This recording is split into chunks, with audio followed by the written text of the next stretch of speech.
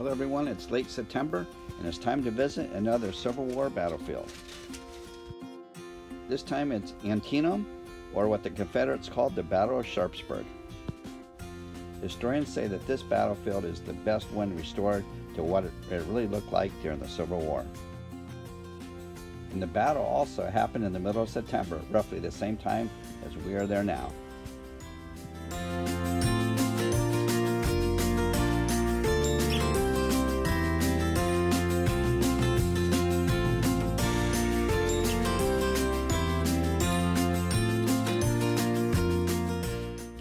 This is what the business end of a smoothbore cannon looked like.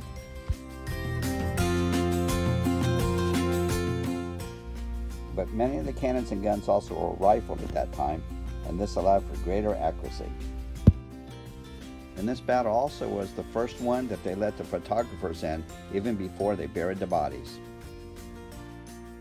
And this is what the Dunkirk Church looks like today, fully restored.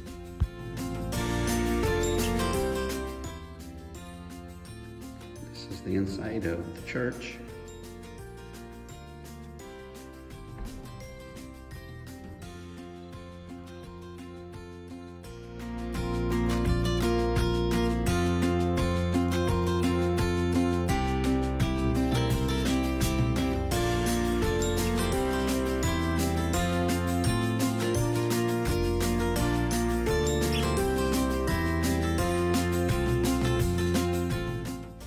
Normally we take walking tours like we did at Gettysburg, but today it was starting to rain.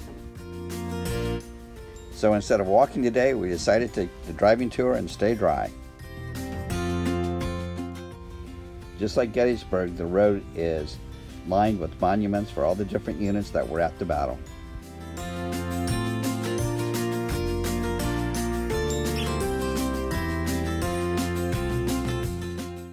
The Union started the battle at daybreak on the 17th of September from the north, and they marched south through an area they called the cornfield.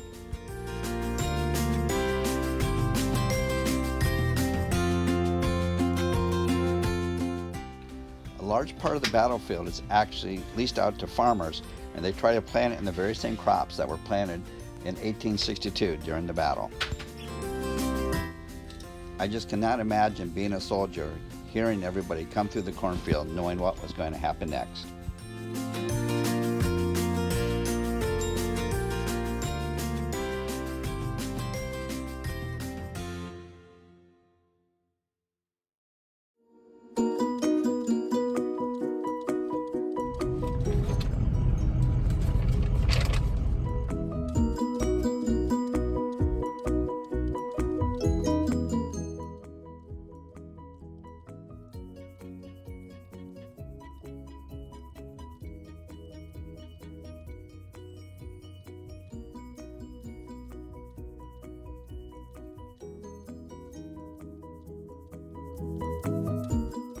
By mid-morning, the battle had shifted south into the sunken lane that led back to a farm.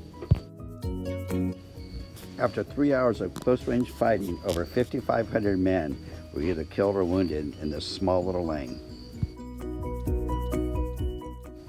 From the overlook, it doesn't look like there's much depth difference in that lane, but again, it's just enough for the soldiers to hide and wait for the advancing troops.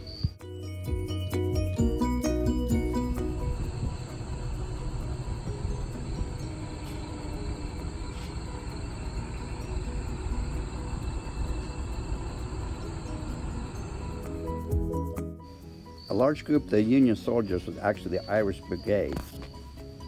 They were called that because they were mostly from New York and they were almost all of Irish descent. In the 3-hour battle, over 100 were killed and over 400 were wounded, leaving casualties of 540 men. By early afternoon, the battle had moved to the Burnside Bridge. Unfortunately for the Union, the river was too deep to wade and to keep their powder dry, and the Confederates held the high ground. Over 3,200 men were ordered to go south, take this bridge, and outflank Lee's troops.